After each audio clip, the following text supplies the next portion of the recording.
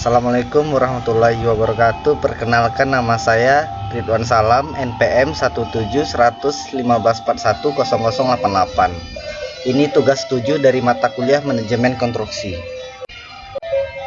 Baiklah, saya akan menjelaskan pendahuluan. Dalam organisasi ditetapkan pedoman dan petunjuk kegiatan, pembagian tugas, komunikasi, jalur pelaporan, dan tanggung jawab masing-masing individu. Oleh karena itu, tujuan perusahaan proyek berbeda-beda, maka susunan organisasinya pun akan berbeda, di mana tidak ada struktur organisasi yang dapat digunakan untuk semua jenis kegiatan dengan hasil yang sama. Bentuk struktur organisasi yang dimaksud untuk mengatur kerjasama, hierarki, wewenang, tugas, dan tanggung jawab masing-masing personil. Terdapat berbagai macam jenis struktur organisasi, tetapi yang paling dikenal ada dua jenis, yaitu organisasi fungsional dan organisasi matriks. Bentuk organisasi yang dikenal lain adalah organisasi yang berorientasi pada produk atau berorientasi kepada proyek. Organisasi fungsional seringkali disebut sebagai organisasi tradisional.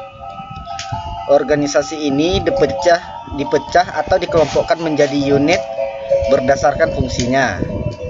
Struktur organisasi fungsional banyak dijumpai dan berhasil baik di perusahaan atau lembaga yang melaksanakan kegiatan operasional rutin dan relatif stabil.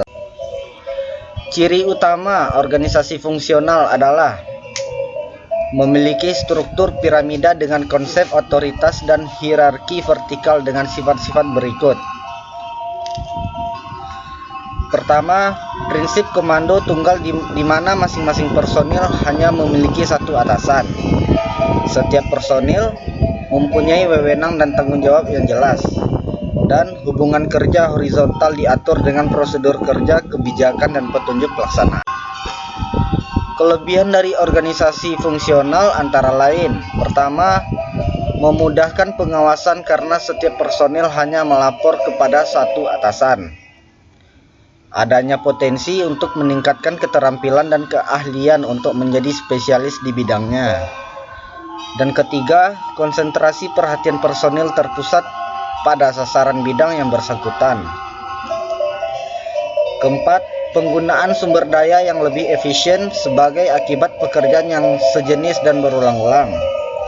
Kelima, sulit mengkoordinasikan dan mengintegrasikan pekerjaan yang multidisiplin dan melibatkan banyak pihak di luar organisasi.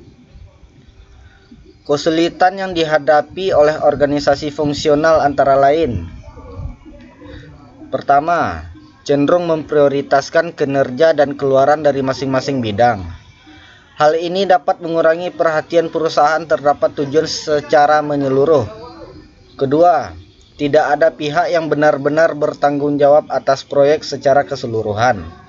Ketiga, semakin besar organisasi, semakin panjang prosedur pengambilan keputusan. Organisasi matriks. Pertama, di dalam organisasi matriks, selain ada jalur formal vertikal, terdapat pula jalur formal horizontal. Kedua, dalam struktur organisasi matriks, personil tetap terikat secara administratif kepada departemen fungsional sebagai induk organisasinya, dan juga terikat kepada pimpinan proyek mengenai tugas-tugas yang ditangani di proyek. Kelebihan dari struktur organisasi matriks antara lain: pertama, dengan adanya penanggung jawab khusus, maka kepentingan proyek dapat dijaga, dipelihara, dan dikerjakan secara terus-menerus. Kedua, kemungkinan penanganan masalah proyek yang timbul dengan cepat. Ketiga, kemungkinan pemakaian sumber daya secara efisien dan efektif oleh lebih dari satu proyek bersamaan. Kekurangan dari organisasi matriks antara lain dapat menimbulkan konflik antar organisasi maupun personil karena kompleksitas organisasinya. Kedua, adanya ketergantungan proyek antara proyek dan organisasi lain pendukung proyek. Seringkali suatu organisasi memiliki tugas-tugas lain di luar proyek yang ditangani. Sekian saya menyampaikan itu dan terima kasih. Wassalamualaikum warahmatullahi wabarakatuh.